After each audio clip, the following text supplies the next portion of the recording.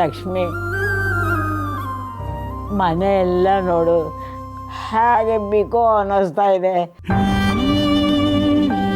ಅದೇ ನಮ್ಮ ಜಾನು ಇದ್ದಿದ್ರೆ ಎಷ್ಟು ಸಂತೋಷವಾಗಿರೋದು ಅಲ್ವೇನಮ್ಮ. ಅವಳು ಮದುವೆ ಆಗಿ ಹೋದ್ಮೇಲೆ ಏನೋ ಕಳ್ಕೊಂಡಂಗಾಗಿದೆ.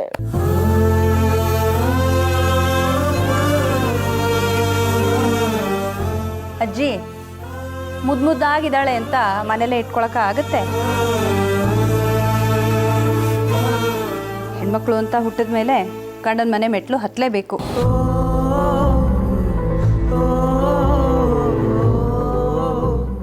ಹೌದು ಅತ್ತೆ, ಈಗ ನಾವೆಲ್ಲರೂ ಮನೇಲಿ ಇದೀವಲ್ಲ, ಯಾಕೆ ಯೋಚನೆ ಮಾಡ್ತಿದ್ದೀರಾ? ಲಕ್ಷ್ಮಿ, ನಾವು ಮನೇಲಿದ್ದು ಇದ್ದ ಹಾಗೆ ಕಾಣ್ತಾ ಇಲ್ಲ. ನೀನು ಮನೇಲಿದ್ದು ಏನಾದರೂ ಕೆಲಸ ಮಾಡ್ತಾ ಇರ್ತೀಯ. ನನಗೆ ಇದ್ದು ಬೇಜಾರಾಗೋಗ್ಬಿಟ್ಟಿದೆ. ಹರೀಶ ಮನೇಲಿದ್ದಾಗ ನನ್ನ ಜೊತೆಲಿ ತಮಾಷೆ ಮಾಡ್ಕೊಂಡಿರ್ತಿದ್ದ. ಅವನು ಅಂಗಡಿ ಮಾಡ್ಕೊಂಡ್ಬಿಟ್ಟ. ಈಗ ಪುಟ್ಟಿ ಸ್ಕೂಲ್ಗೆ ಹೋಗ್ತಿದ್ದಾಳೆ. ಒಂದೇ ಮನೇಲಿದ್ದು ಯಾರಿಗೂ ಯಾರು ಸಿಗ್ತಾನೇ ಇಲ್ಲ. ಅದಕ್ಕೆ ಅಲ್ವಾ ಅಜ್ಜಿ ಏನಾದರೂ ಒಂದು ನೆಪ ಮಾಡಿಕೊಂಡು ಎಲ್ಲರನ್ನೂ ಬೆಳದಿಂಗಿ ಊಟಕ್ಕೆ ಸೇರಿಸೋದು. ಮೊದಲಿನ ಥರ ಊಟಕ್ಕೆ ಸೇರಿದ್ರು ಯಾರೂ ಮಾತಾಡಲ್ಲ. ಎಲ್ರಿಗೂ ಅವ್ರವ್ರದ್ದೇ ಚಿಂತೆ ಆಗೋಗ್ಬಿಟ್ಟಿದೆ. ಅತ್ತೆ, ಎಲ್ಲ ಸಮಯನೂ ಒಂದೇ ಥರ ಇರಕ್ಕಾಗಲ್ಲ ಅಲ್ವಾ? ಸುಮ್ಮನೆ ಕೂತಿರೋರ್ಗೆ ಕೆಲಸ ಬರುತ್ತೆ, ಕೆಲಸ ಮಾಡ್ತಿರೋರ್ನ ಸುಮ್ಮನೆ ಕೂರ್ಸತ್ತೆ. ಅದರಲ್ಲೂ ಜವಾಬ್ದಾರಿ ಅನ್ನೋದು ಹೆಗಲ್ ಮೇಲ್ ಬಿದ್ರೆ ಈ ರೀತಿ ಎಲ್ಲ ಆಗೋದು ಸಹಜ. ಹೇಗೋ ಎಲ್ರ ಜೀವನ ಸರಿ ಹೋಗ್ತಿದೆಯಲ್ಲ, ಅಷ್ಟಕ್ಕೆ ಖುಷಿ ಪಡೋಣ. ಎಲ್ಲರ ಜೀವನ ಸರಿ ಹೋಗ್ತಾ ಇದೆ. ನಮ್ಮ ಭಾವನ ಜೀವನ ಸರಿ ಹೋದ್ರೆ ಎಲ್ರಿಗೂ ಖುಷಿ ಆಗುತ್ತಲ್ಲ. ಅವಳ ಹದಲ್ಲಿ ಮದುವೆ ಅನ್ನೋದೇ ಬರ್ದಿಲ್ಲ.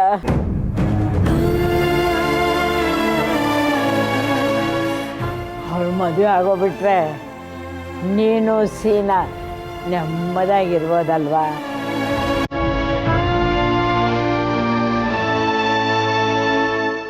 ಹೌದು ಅತ್ತೆ, ಅಜ್ಜಿ ಹೇಳ್ತಾ ಇರೋದು ಸರಿಯಾಗಿದೆ. ಮನೇಲಿ ಎಲ್ಲರೂ ಖುಷಿಯಾಗಿದ್ದಾರೆ, ಎಲ್ಲರ ಜೀವನನೂ ಒಂದು ಹಂತ ತಲುಪಿದೆ.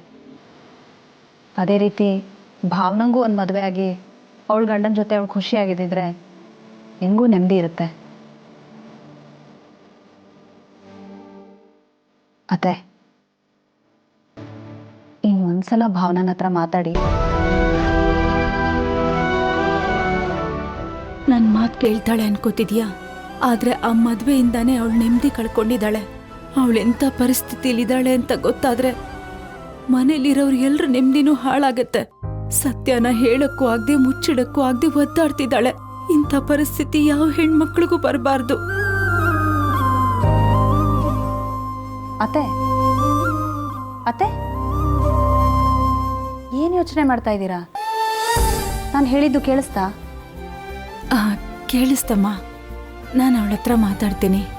ಕಾಫಿ ಕುಡೀರಿ, ತಣ್ಣದೋಗುತ್ತೆ.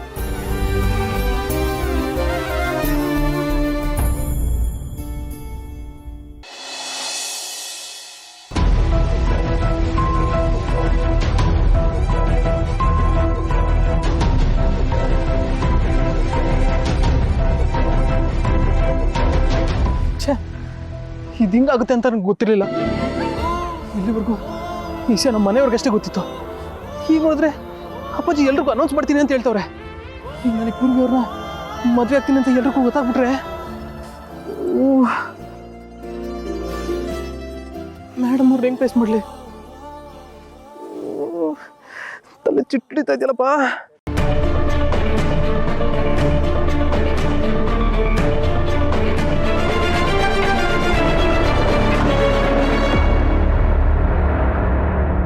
ಸಿದ್ದು, ಅದಕ್ಕೆ ಏನ್ ಮಾಡ್ತಾ ಇದ್ರೆ ಸಿದ್ದು? ಇಲ್ಲಿ ಮನೇಲಿ ಮಾವ ಮಾತಾಡಿದನ್ನ ಕೇಳಿಸ್ಕೊಂಡಿರ್ತಾನೆ. ನೀವಿನ್ನೂ ಹೀಗೆ ಸುಮ್ಮನೆ ಇದ್ರೆ ಭಾವನ ಅವ್ರನ್ನ ಪರ್ಮನೆಂಟ್ ಆಗಿ ಕಳ್ಕೋಬೇಕಾಗಿ ಬರುತ್ತೆ. ಬೇಗ ಏನಾದರೂ ಮಾಡಿಸಿದ್ದು. ನನಗೆ ಏನು ಮಾಡಬೇಕು ಅಂತ ಗೊತ್ತಾಯ್ತಲ್ಲ ಅದಕ್ಕೆ. ಈ ಮನೆಯವ್ರು ಯಾಕೆ ಇಷ್ಟು ಬೇಗ ಇಂಥ ನಿರ್ಧಾರಗಳು ತಗೋತವ್ರೆ ಅಂತ ನಂಗೆ ಅರ್ಥನೇ ಆಯ್ತಿಲ್ಲ. ಯಾಕೆಂದ್ರೆ ಅವ್ರು ನಿಮ್ಮ ಅಪ್ಪ ಅಮ್ಮ, ನಿಮ್ಮ ಮದುವೆನ ನೋಡಬೇಕು ಅನ್ನೋ ಕುತೂಹಲ ಅವ್ರಿಗೆ. ಅವ್ರದ್ದೇನು ತಪ್ಪಿಲ್ಲ. ಆದರೆ ನೀವು ಆದಷ್ಟು ಬೇಗ ಭಾವನಾಗೆ ನಿಮ್ಮ ಪ್ರೀತಿನ ಹೇಳ್ಕೋಬೇಕು. ಅದೆಲ್ಲ ಬಿಡಿ, ಭಾವನ ಅವ್ರ ಹತ್ರ ನೀವು ನಿಮ್ಮ ಪ್ರೀತಿ ವಿಚಾರನ ಹೇಳ್ಕೊಂಡ್ರಾ? ಅಯ್ಯೋ, ಇನ್ನೂ ಇಲ್ಲ ಅದಕ್ಕೆ. ಇಲ್ಲ ಅಂತ ಇದ್ರೆ ಇನ್ ಯಾವಾಗ ಸಿದ್ದು? ಪೂರ್ವಿನ ಮದ್ವೆ ಆದ್ಮೇಲೆ ಹೇಳ್ಕೊತೀರಾ? ಮತ್ತಿನ್ನೇನ್ ಸಿದ್ದು? ಮನೆಯಲ್ಲಿ ಆಲ್ರೆಡಿ ಮದ್ವೆ ಕೆಲ್ಸಗಳ ಬಗ್ಗೆ ಮಾತಾಡ್ತಾ ಇದ್ದಾರೆ. ಅವರು ಮದ್ವೆಗೆ ಅಂತ ಕೆಲ್ಸಗಳನ್ನ ಶುರು ಮಾಡ್ಕೊಳ್ಳೋದಕ್ಕಿಂತ ಮುಂಚೆ ನೀವು ನಿಮ್ಮ ಮನ್ಸಲ್ಲಿರೋದನ್ನ ಹೇಳ್ಕೊಂಡ್ರೆ ಸರಿ. ಇಲ್ಲ ಅಂತ ಅಂದ್ರೆ ಭಾವನಾನ ಪರ್ಮನೆಂಟ್ ಆಗಿ ಕಳ್ಕೋಬೇಕಾಗಂತ ಪರಿಸ್ಥಿತಿ ಬರುತ್ತೆ. ಆಮೇಲೆ ಮನ್ಸಿಲ್ದೆ ಹೋದ್ರು ಪೂರ್ವಿನೇ ಮದ್ವೆ ಆಗ್ಬೇಕಾಗಿ ಬರುತ್ತೆ. ಇಲ್ಲ ಅದಕ್ಕೆ, ಅದು ಮಾತ್ರ ಸಾಧ್ಯ ಇಲ್ಲ. ನನ್ನ ಮನಸ್ಸು ತುಂಬ ನನ್ನ ಭಾವನವರೇ ಇರುವಾಗ ಅವ್ರ ಜಾಗಕ್ಕೆ ಪೂರ್ವಿಯವ್ರು ಬರೋದಕ್ಕೆ ಸಾಧ್ಯನೇ ಇಲ್ಲ. ನನ್ನ ಪ್ರೀತಿ ಏನಿದ್ರು ನನ್ನ ಭಾವನವ್ರಿಗೆ ಮಾತ್ರ. ಹಾಗೆ ಅಂತ ಬರೀ ನನ್ನ ಹತ್ರ ಹೇಳ್ಕೊಂಡ್ಬಿಟ್ರೆ ಆಯ್ತಾ? ಹೋಗಿ ಮೊದಲು ಭಾವನ ಅವ್ರ ಹತ್ರ ನಿಮ್ಮ ಪ್ರೀತಿ ವಿಚಾರನ ಹೇಳ್ಕೊಳಿಸಿದ್ದು. ಸರಿ ಅದಕ್ಕೆ, ಯಾವುದೇ ಕಾರಣಕ್ಕೂ ನನ್ನ ಪ್ರೀತಿ ನಾನು ಕಳ್ಕೊಳ್ಳೋದಿಲ್ಲ, ಹೇಳ್ಕೊತೀನಿ.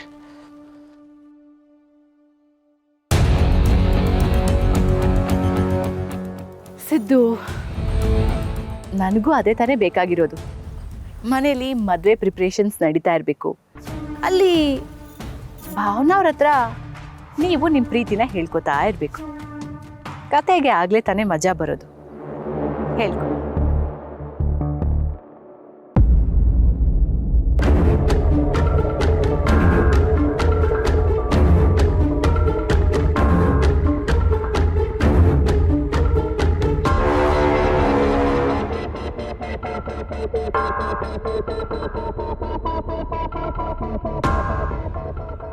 ಭಾವನಾ ಅವರೇ,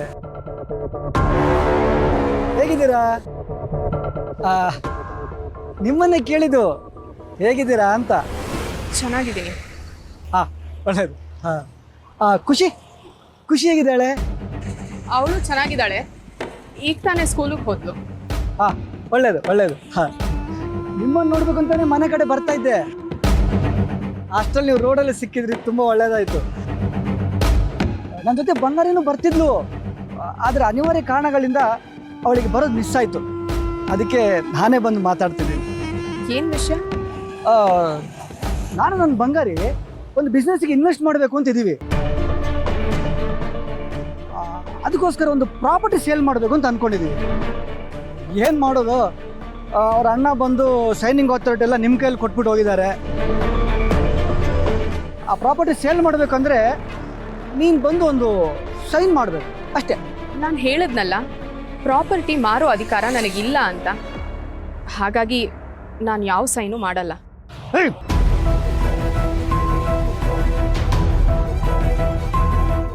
ಇದನ್ನೇ ಬೇಡ ಅಂತಿರೋದು. ನಿನಗೆ ಬೇಕಾಗಿರೋದ್ನೆಲ್ಲ ನಾವು ಕೊಟ್ಟಿದ್ದೀವಿ ಅಂದಮೇಲೆ ನಮಗೆ ಬೇಕಾಗಿರೋದನ್ನ ನೀನು ಕೊಡ್ಬೇಕು ತಾನೆ. ಕ್ಷಮಿಸಿ, ಪ್ರಾಪರ್ಟಿ ಮಾರೋಕ್ಕಾಗಲ್ಲ. ಅದು ಖುಷಿಗೆ ಸೇರ್ಬೇಕಾಗಿರೋದು. ಇದೆಲ್ಲ ಖುಷಿಗೋಸ್ಕರನೇ ಮಾಡ್ತಾ ಇರೋದು. ಏನು ಆಸ್ತಿ ಎಲ್ಲ ಮಾಡ್ಬಿಟ್ಟು ನಾನು ಹೊತ್ಕೊಂಡು ಹೋಗ್ತೀವಿ ಅಂತ ಅನ್ಕೊಂಡ್ಯಾ? ಖುಷಿ ಚೆನ್ನಾಗಿರ್ಲಿ ಅಂತಾನೆ ಈಗಲಿಂದಾನೆ ಆಸ್ತಿ ಇಂಪ್ರೂವ್ ಮಾಡಿ ಒದ್ದಾಡ್ತಿರೋದು. ನೀವೇನೇ ಹೇಳಿ, ನಾನು ಯಾವ ಸೈನು ಮಾಡಲ್ಲ. ಖುಷಿ ದೊಡ್ಡವಳು ಆಗೋವರೆಗೂ ಇದು ಯಾವುದು ಬೇಡ. ಅದಾದ್ಮೇಲೆ ನೀವೇನು ಬೇಕಾದರೂ ಮಾಡ್ಕೊಳ್ಳಿ. ನಾನು ಇಷ್ಟು ಹೇಳಿದ್ರು ನನ್ನ ಮಾತು ಕೇಳ್ತಿಲ್ಲ ಅಲ್ವಾ? ಇದನ್ನು ಏನಾದರೂ ನಾನು ಹೋಗಿ ನನ್ನ ಬಂಗಾರಿಗೆ ಹೇಳಿದ್ರೆ ಪರಿಣಾಮ ಏನಾಗುತ್ತೆ ಅಂತ ಯೋಚನೆ ಮಾಡಿದ್ಯಾ? ನಾನೇನೋ ಸಮಾಧಾನವಾಗಿ ಮಾತಾಡ್ತಾ ಇದ್ದೀನಿ. ಅದು ಅವಳೇನಾರು ಈ ಜಾಗದಲ್ಲಿ ಇರ್ತಿದ್ರೆ ಕಥೆನೇ ಬೇರೆ. ನಿಮ್ಮ ಬೆದರಿಕೆಗೆಲ್ಲ ಹೆದರೋಳಲ್ಲ ನಾನು. ನನ್ನ ಖುಷಿಗೋಸ್ಕರ ನಾನು ಏನೇ ಬಂದರೂ ಎದುರಿಸ್ತೀನಿ. ದಯವಿಟ್ಟು ಹೀಗೆ ಬಂದು ತೊಂದರೆ ಕೊಡಬೇಡಿ.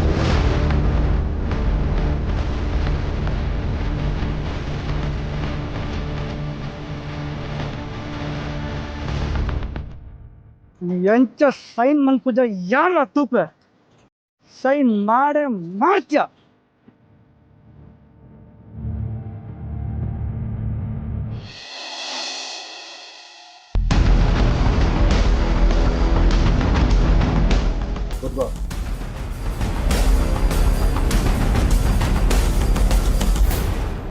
ಏನು ನಿನ್ನ ಕತೆ?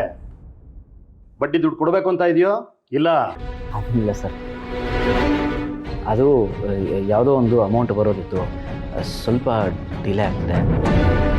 ಇನ್ನೊಂದು 2 days ಟೈಮ್ ಕೊಡಿ, ನಿಮ್ಮ ದುಡ್ಡು ತಂದು ಕೊಟ್ಬಿಡ್ತೀನಿ ಸರ್. ಈಗಾಗಲೇ ಟೈಮ್ ಕೊಟ್ಟಿದ್ದೀನಲ್ಲ, ಇನ್ನು ಎಷ್ಟು ದಿನ ಕೊಡೋದು? ಕೊಟ್ಟಿರೋ ಟೈಮಲ್ಲಿ ಬಡ್ಡಿ ತಂದು ಕಟ್ಟಕ್ಕಾಗಲಿಲ್ಲ ಅಂದಮೇಲೆ ದುಡ್ಡು ಯಾಕೆ ತಗೋತೀರಾ? ನೋಡ್ರಿ, ನೀವು ಜವರೇಗೌಡರು ಅಳಿಯ ಅಂತ ನಿಮ್ಮಲ್ಲಿ ನಂಬಿಕೆ ಇಟ್ಟು ಸಾಲ ಕೊಟ್ಟೆ. ಆದರೆ ನೀವು ನೋಡಿದ್ರೆ ಈಗ ಬೇರೆ ಥರನೇ ನಡ್ಕೋತಾ ಇದ್ದೀರಾ. ನಿಮ್ಮ ಮಾವನಿಗೆ ನೀನು ತಗೊಂಡಿರೋ ಸಾಲ ಗೊತ್ತಾಗೋದ್ರೊಳಗಡೆ ನಾನು ನಿಮ್ಮ ಮನೆಗೆ ಬರೋದಕ್ಕಿಂತ ಮುಂಚೆ ನೀನು ಬಡ್ಡಿ ದುಡ್ಡು ತಂದು ಕಟ್ಟು. ಇಲ್ಲ ಅಂತ ಹೇಳಿದ್ರೆ ಈ ವಿರೂಪಾಕ್ಷನ ಇನ್ನೊಂದು ಮುಖ ನೋಡ್ಬೇಕಾಗತ್ತೆ. ಅಯ್ಯೋ, ಹಾಗೇನಿಲ್ಲ ಸರ್.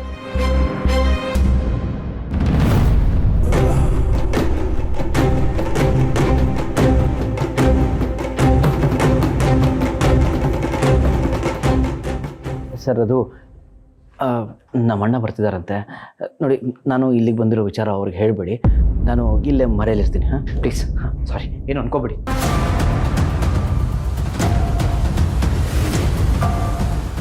ಸರ್ ನಮಸ್ತೆ.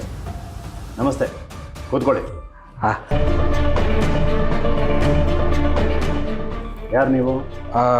ಸರ್, ಶ್ರೀನಿವಾಸ್ ಅಂತಿದ್ದಾರೆ. ಅವರ ಮೊದಲನೇ ಮಗ ನಾನು, ಸಂತೋಷ್ ಅಂತ. ಓ, ನಮ್ಮ ಹರೀಶ್ ಅವರ ಬ್ರದರ್ ಅಲ್ವಾ ನೀವು?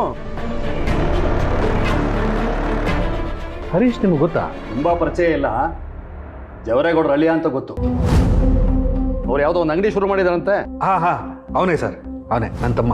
ಸರಿ, ಏನು ನೀವು ಬಂದಿದ್ದು? ನನ್ನಿಂದ ಏನಾಗಬೇಕಾಗಿತ್ತು? ತಿರುಪತಿಗೆ ಹೋಗ್ತೀವಿ ಅಂದರೆ ಒಂದೋ ತಿಮ್ಮಪ್ಪನ ದರ್ಶನಕ್ಕೆ, ಇಲ್ಲ ಮುಡಿ ಕೊಡೋದಕ್ಕೆ. ನಿಮ್ಮ ಹತ್ರ ಬರ್ತೀವಿ ಅಂದರೆ ಸಾಲ ತಗೊಳೋದಕ್ಕಲ್ವಾ ಸರ್? ಚೆನ್ನಾಗಿ ಮಾತಾಡ್ತಿರಲ್ರಿ. ನಿಮಗೆ ಸಾಲ ಏನಕ್ಕೆ ಬೇಕೀಗ? ಯಾವುದೋ ಒಂದು ಅರ್ಜೆಂಟ್ ಕೆಲಸ ಇತ್ತು ಸರ್. ಬಡ್ಡಿ ಒಂಚೂರು ಕಡಿಮೆ ಮಾಡ್ಕೊಳ್ಳಿ ಸರ್. ನೋಡಿ ಸಂತೋಷ್ ಅವರೇ, ಬಡ್ಡಿ ಎಲ್ಲ ಕಮ್ಮಿ ಮಾಡೋಕ್ಕಾಗೋದಿಲ್ಲ. ಎಲ್ರಿಗೂ ಯಾವ ಥರ ಇರುತ್ತೆ, ನಿಮಗೂ ಅದೇ ಥರ ಇರುತ್ತೆ.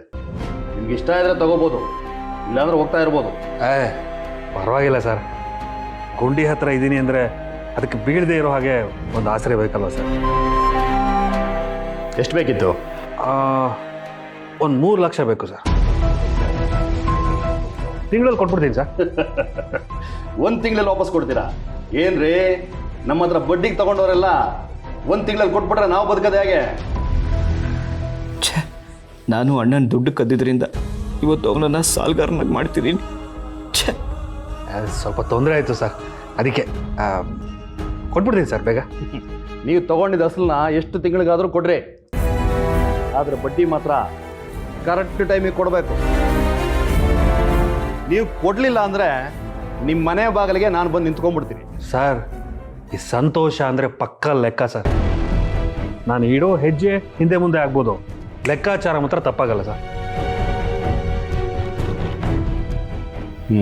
ಸರಿ.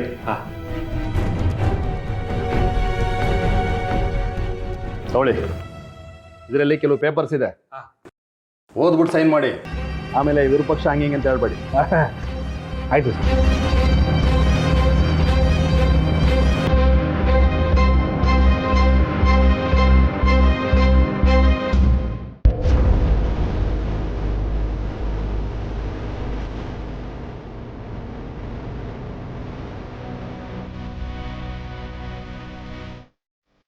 ತಗೊಳ್ಳಿ ಸರ್.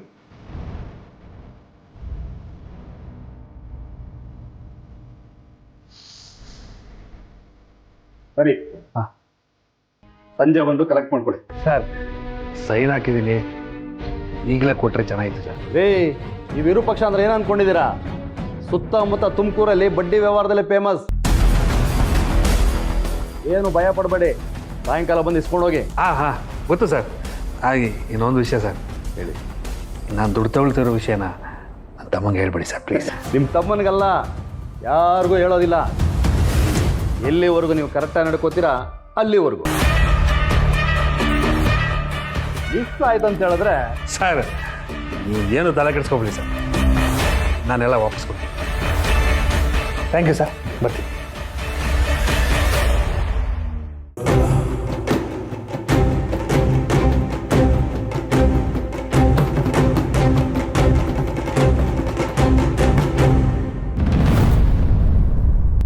ಇದಪ್ಪ ಕತೆ ಅಂದ್ರೆ. ಅಣ್ಣ ತಮ್ಮದಿರಿಬ್ರು ಒಬ್ರಿಗೊಬ್ರು ಗೊತ್ತಿಲ್ದಿರೋ ಹಾಗೆ ನನ್ನ ಹತ್ರ ಸಾಲ ಮಾಡಿದ್ದೀರ. ಸರಿ, ನಿಮ್ಮ ಅಣ್ಣನಿಗೆ ಸಾಲ ತಗೊಳ್ಳೋ ಅವಶ್ಯಕತೆ ಏನಿತ್ತು? ಅಣ್ಣ ನಿಮ್ಮ ಹತ್ರ ಯಾಕೆ ಸಾಲ ತೊಗೋಬೇಕು ಅಂತಿದ್ದಾನೆ ಅಂತ ನನಗೆ ಗೊತ್ತಿಲ್ಲ ಸರ್. ಆದರೆ ನನಗೆ ಬಿಸ್ನೆಸ್ಸಿಗೆ ಬೇಕಿತ್ತಲ್ಲ, ಅದಕ್ಕೆ ನಿಮ್ಮ ಹತ್ರ ದುಡ್ಡು ಇಸ್ಕೊಂಡಿದ್ದೀನಿ. ಆದರೆ ಇದರಿಂದ ನನಗೊಂದು ಉಪಯೋಗ ಆಗತ್ತೆ. ಏನು ಗೊತ್ತಾ? ಸಾಲ ತಗೊಂಡವರು ಇಬ್ಬರು ಒಂದೇ ಮನೆಯವರಾಗಿರೋದ್ರಿಂದ ನಾನು ಬಡ್ಡಿ ವಸೂಲಿ ಮಾಡೋದು ತುಂಬ ಈಸಿ ಆಗುತ್ತೆ. ಹಾಗಂತ ನಾನು ಮನೆಗೆ ಬರೋ ತನಕ ಇಟ್ಕೋಬೇಡಿ. ನಾನು ಮನೆ ಹತ್ರ ಬಂದರೆ ಹೋಗೋದು ನಿಮ್ಮ ಮರ್ಯಾದೆನೇ. ಹಾಗಾಗಲ್ಲ ಸರ್, ಇನ್ನೊಂದು 2-3 ದಿವಸ ತಂದು ಕೊಟ್ಬಿಡ್ತೀನಿ. ಅದನ್ನು ನೋಡೋಣ. ಇನ್ನು 2 ದಿನದಲ್ಲಿ ನೀನು ಬಡ್ಡಿ ದುಡ್ಡು ತಂದು ಕೊಡಲಿಲ್ಲ ಅಂತ ಹೇಳಿದ್ರೆ ನಾನು ಮಾತಾಡೋದಿಲ್ಲ. ನಾನೇನು ಅಂದ್ಕೊಂಡಿದ್ದೀನಿ ಆ ಕೆಲಸ ಮಾಡಬೇಕಾಗತ್ತೆ. ಸರಿ, ಹೊರಡೋ.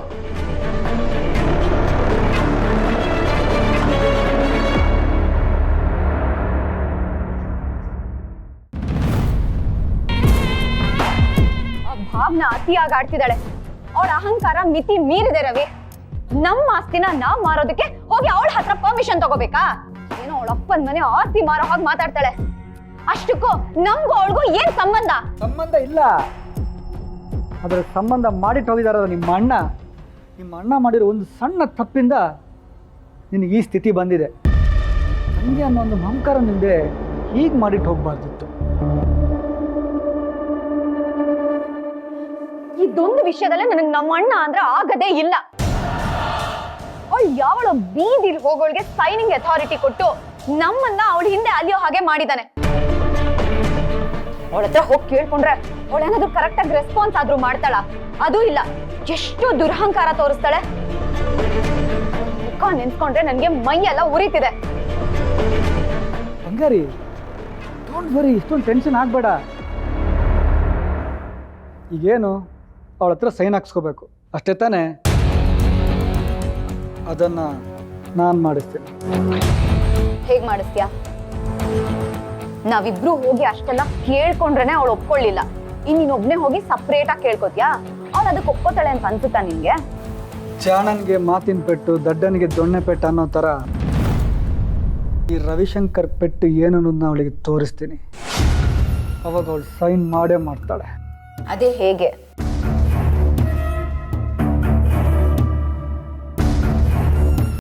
ಅವಳನ್ನ ಕಿಡ್ನಾಪ್ ಮಾಡಿಸ್ತೀನಿ.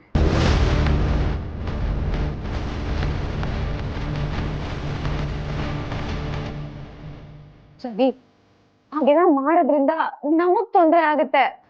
ಬೇಕಾದ್ರೆ ಅವಳಿಗೆ ಹೆದರ್ಸಿ ಸೈನ್ ಮಾಡಿಸ್ಕೊಳ್ಳೋಣ.